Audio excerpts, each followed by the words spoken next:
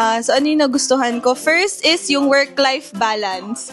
Pag trabaho lahat, pero once na nag-clock out ka sa work, parang sobrang free mo na to do what you want to do. Kasi hindi kami nag-uuwi ng trabaho. Kasi very accessible yung nature. It's not, it's not something that you have to rush every time. Ayun yung they respect your time.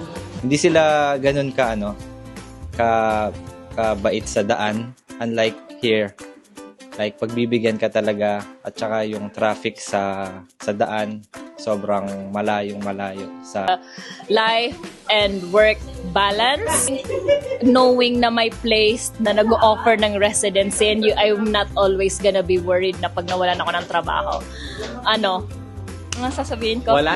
May pathway to residency na parang at least masisecure ko na parang okay, kahit mawalan ako ng work, resident ako, makahanap pa rin ako ng iba. And then the third one is her.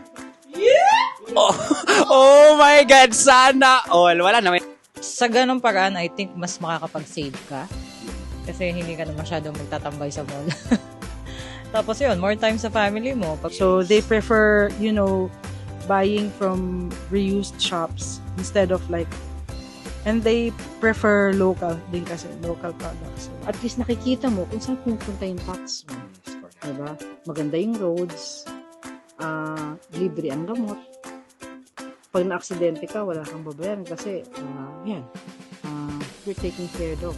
Merong good health system and support for all the citizens.